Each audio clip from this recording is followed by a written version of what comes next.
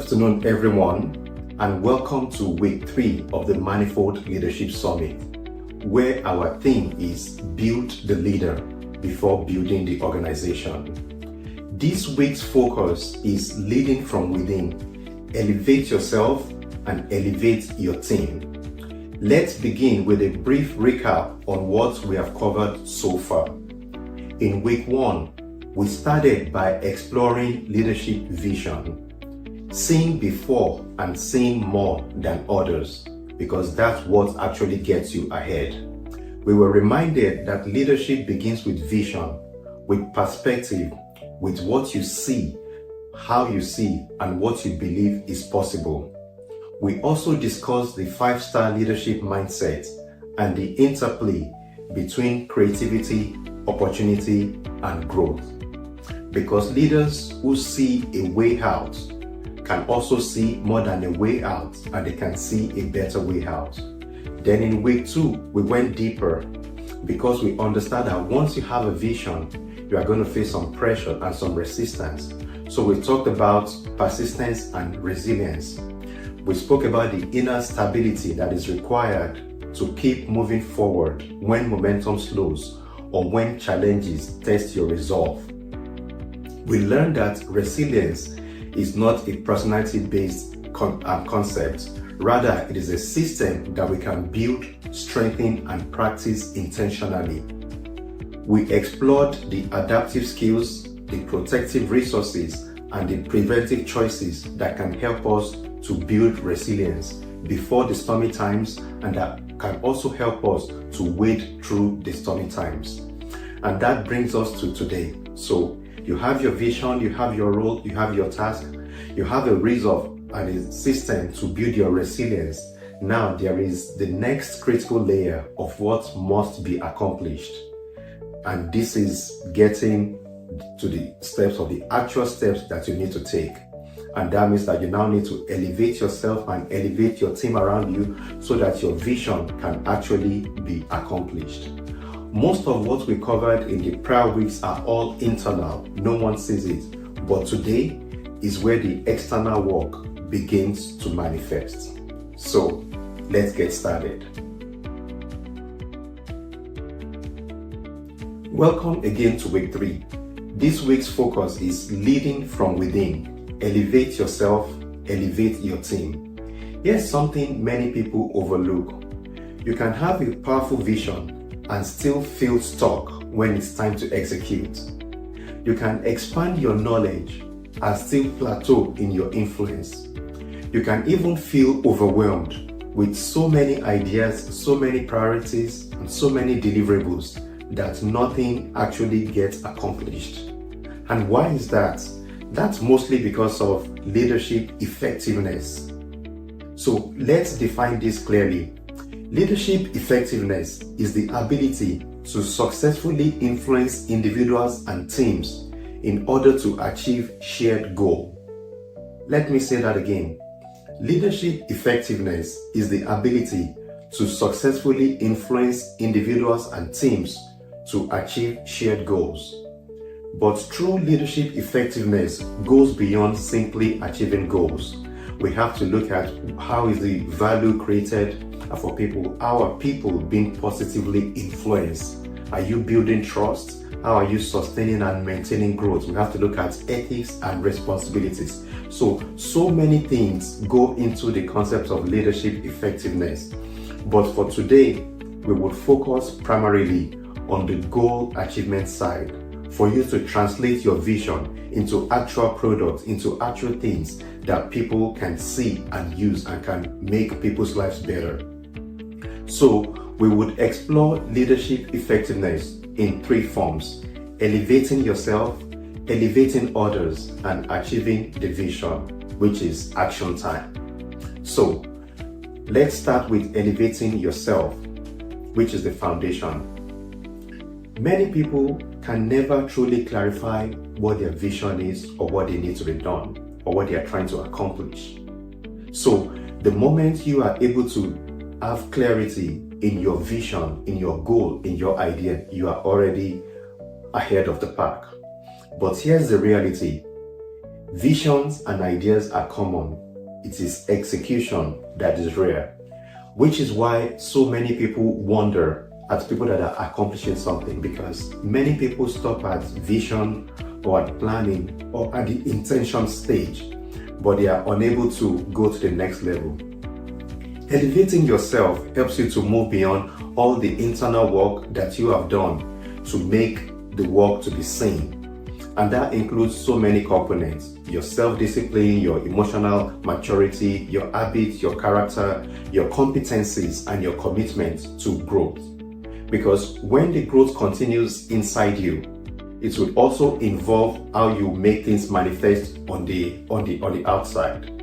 Let me pause for a second and tell you one of the mistakes that I made in the early stages of my leadership. I read a lot, I analyzed a lot, I processed a bunch of information, but everything remained here. No one can see it or know it. I remember moments where somebody would have asked me, "What are you working on?" or "What is the progress about your idea?" And I could not articulate it clearly.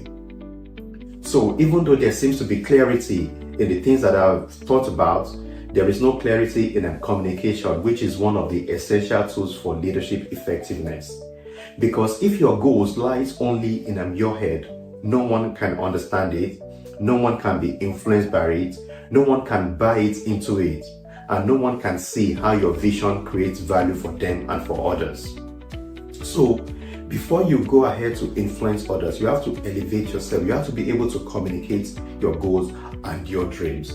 You have to be able to not just communicate, but know what necessary things, protocols, and the things that you need to do, what necessary business steps that you have to take, and now you convert that vision into a minimum viable product.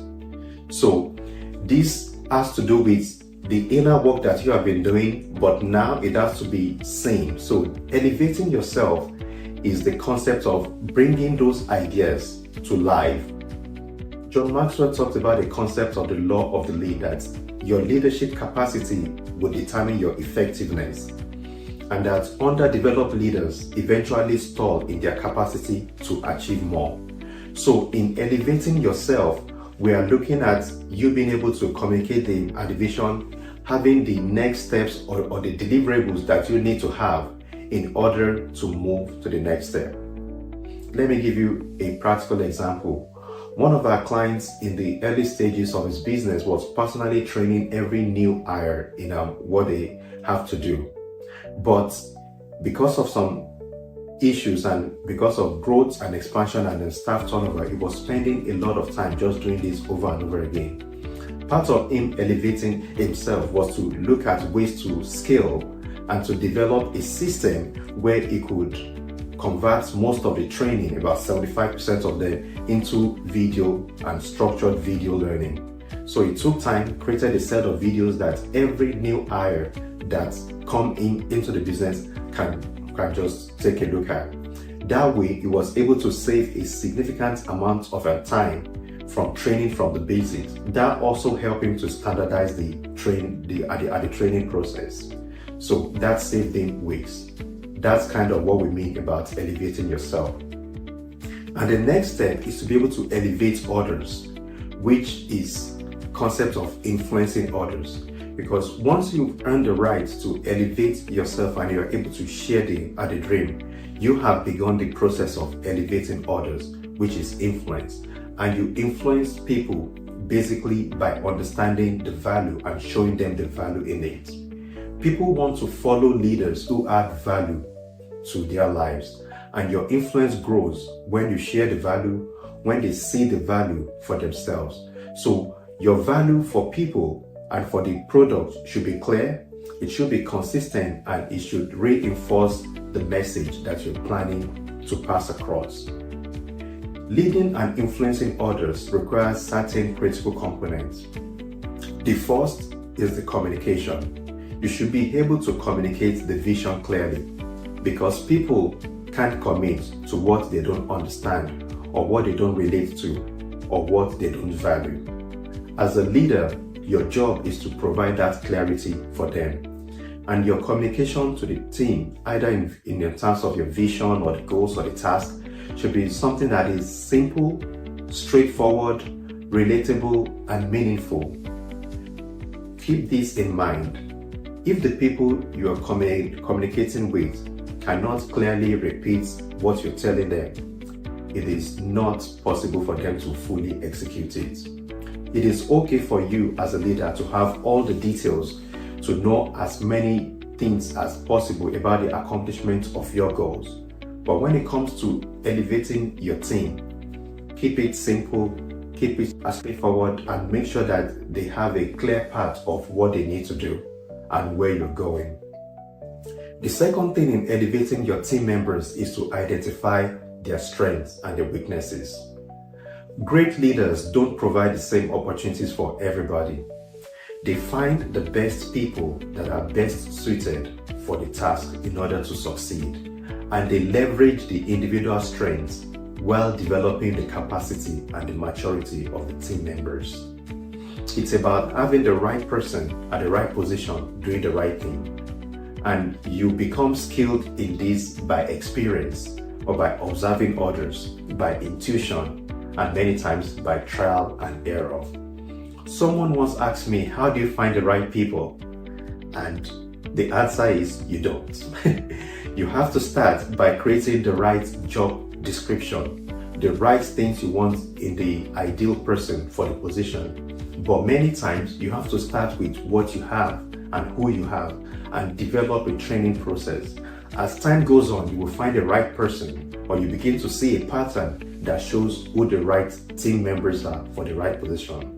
And you may find people that don't want to grow, that don't want to improve. That's fine. As your vision grows, there is a place for everybody. But for your key team members and for your key leaders, we need them to grow. The other aspect is for you to begin to empower others so that they can multiply in their capacity and you can multiply in your impact. Your impact begins when you genuinely believe in the value that you are creating, you communicate it, you identify the right people, give them the right tools and the right training, and help them to create a buy-in into their vision. So don't waste time in getting started with your team and team members. Identify the key roles, the key duties, and then get started. Which leads us to the final aspect, which is the achieving the goals, which is action, action, action. Achieving your goals is the confluence and the convergence of everything that we've been talking about. Because your goal is very, very important. And as you keep developing yourself internally, you elevate yourself, you elevate others, and then you begin to have the to-dos and the deliverables that they must have. Now, in achieving the goals, most people make the mistake of only looking at the end product. But the key is that every time that you act, you grow and you transform.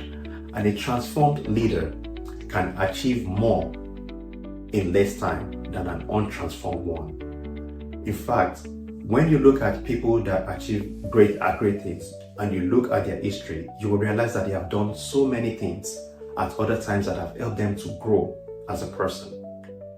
Many people look at successful people and they can identify areas that they broke through or they had luck.